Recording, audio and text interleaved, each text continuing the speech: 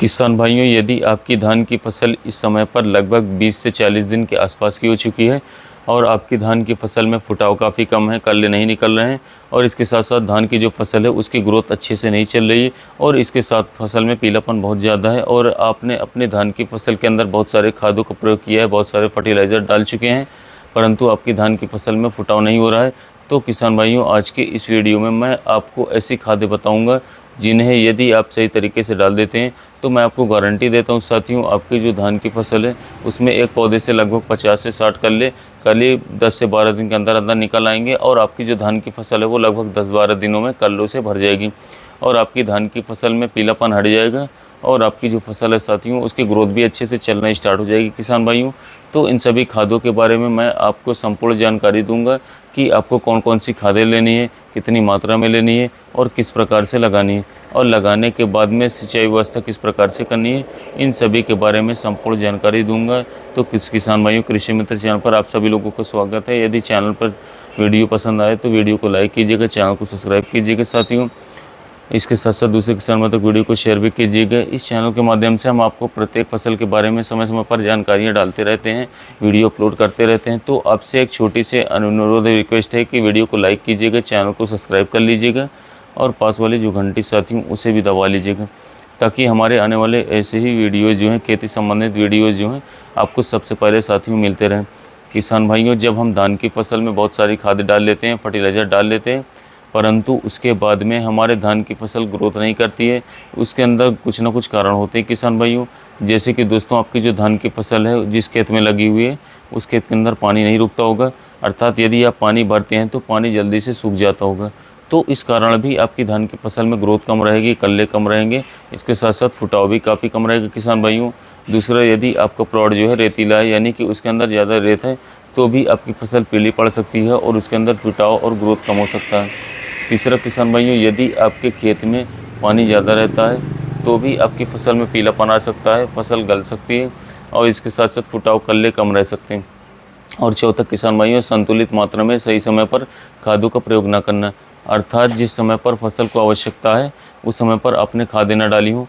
इस प्रकार से आपकी धान की फसल में फुटाव कम हो सकता है, कल्ले कम हो सकते हैं और आपकी धान की फसल की ग्रोथ रुक सकती है, फसल पीली पड़ सकती है। तो ये सभी कारण आपके धान की फसल में बाधक होते हैं, धान की फसल की ग्रोथ के लिए और कल्लों के फुटाव के लिए। तो किसान भाइयों, जो खाद मैं आप लोगों को बताने वाला हूँ, यदि आप इसे सही मात्रा में सही तरीके से डाल देते हैं साथियों, तो आपकी धान की फसल में फुटाव अधिक होगा, कल्ले अधिक आएंगे, इसके साथ साथ आपकी फसल का पीलापन जो है वो भी हट जाएगा। तो इसके लिए किसान भाइयों, आपको जो मार्केट से खाद लेकर के आनी है, जो फर्टिलाइज़र लेकर के आना है, तो आपको किसान भाइयों ये सभी खादें जो हैं यूरिया के साथ मिला करके डालनी है। यदि हम यूरिया की मात्रा की बात करें तो आप लगभग 50 से 60 किलोग्राम प्रति एकड़ के हिसाब से यूरिया लेना है किसान भाइयों। इसके अंदर जो आप लोगों को दवाइयाँ मिक्स करनी है, जो फर्टिलाइज़र मिक्स करने हैं, तो नंबर 1 पर किसान भाइयों आप लोगों को इसके अंदर जिंक सल्फेट, जो 33% वाले जिंक सल्फेट आते हैं, ये सब आप लोगों को ऐड करने हैं 6 किलोग्राम प्रति एकड़ के हिसाब से। और दूसरा किसान भाइयों, इसके अंदर जो ऐड करना है वो ऐड करना है ह्यूमिक एसिड। ह्यूमिक एसिड आप लिक्विड में भी ले सकते हैं या फिर आप सूखा वाला भी ले सकते हैं। सूखा वाला लेंगे साथियों तो ज़्यादा बेस्ट रहेगा, क्योंकि वो आप लोगों को खाद में मिलाने में बहुत ज़्यादा आसानी रहेगी। इसकी यदि हम मात्रा की बात करें, डोज की बात करें, तो दोस्तों आपको लगभग 1 किलोग्राम प्रति एकड़ के हिसाब से लेना होगा किसान भाइयों। तीसरा किसान भाइयों, इसके अंदर ऐड करना है कीटनाशक।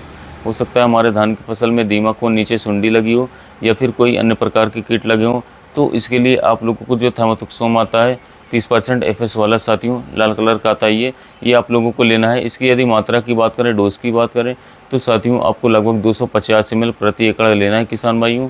और चौथा किसान भाइयों, इसके अंदर आप लोगों को ऐड करना है सरसों की खली को। सरसों की खली उन्हीं किसान भाइयों को डालिए जिनकी फसल में पानी नहीं रुकता है, और जिनकी फसल में पानी रुकता है साथियों उन्हें नहीं डालना है। सरसों की खली की यदि हम डोज की बात करें तो आपको लगभग 15 से 20 किलोग्राम प्रति एकड़ ऐड करनी है किसान भाइयों। और यदि आपकी धान की फसल में पानी का भराव ज़्यादा रहता है, पानी नहीं सूखता है, अर्थात मेरे कहने का मतलब ये है कि यदि आपकी धान की फसल में पानी बहुत ज़्यादा रहता है, पानी सूखता नहीं है, तो आपको इसके अंदर जो ऐड करना है किसान भाइयों, ये करना है सल्फ़र।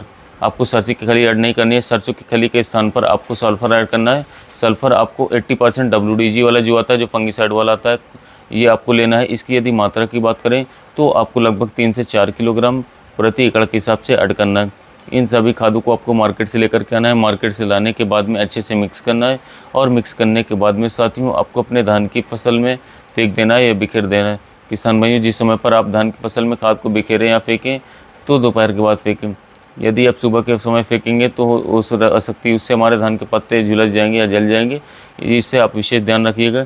दूसरा किसान भाइयों, इस खाद को डालने के बाद आपको अपने धान की फसल में हल्की सी सिंचाई करनी होगी। यदि पानी भरा है तो आपको सिंचाई नहीं करनी है। यदि पानी नहीं भरा है साथियों, आपकी फसल सूखी हुई है, तो आपको उसकी हल्की सी सिंचाई करनी है, ज़्यादा सिंचाई नहीं करनी किसान भाइयों। और अगली सिंचाई आपको जो करनी है साथियों, यानी कि इसको डालने के बाद में आपको एक सिंचाई तो तुरंत करनी है और दूसरी सिंचाई जो आपको करनी है साथियों, वो आप लोगों को लगभग 3 दिन बाद करनी है। 3 दिन से पहले नहीं करनी है, क्योंकि किसान भाइयों जो हम खाद इसके अंदर डालेंगे, फर्टिलाइज़र डालेंगे, वो भी हमारी ज़मीन रतीली है साथियों या फिर पानी नहीं रोकती है, तो जो खाद हमने डाला साथियों वो ज़मीन के अंदर चला जाएगा। इसलिए आप विशेष ध्यान रखें साथियों, हल्की सिंचाई करें और दूसरी सिंचाई लगभग 3 से 4 दिन बाद करें। इससे आपके धान की फसल में जो आप खाद डालेंगे, फर्टिलाइज़र डालेंगे, वो पौधे को पूरी तरीके से मिल जाएगा और आपके धान की फसल जो साथियों सुचारू रूप से चलना स्टार्ट कर देगी। तो इस प्रकार से किसान भाइयों, इन खादों को आप अपने धान की फसल में 30 से 40 दिन के अवस्था में डाल सकते हैं, 35 दिन के स्थान पर डाल सकते हैं और अपने धान की फसल में साथियों फुटाव को बढ़ा सकते हैं, कल्लों को बढ़ा सकते हैं, हरेपन को बढ़ा सकते हैं और धान की फसल से बड़ी और शानदार फसल उत्पादन ले सकते हैं।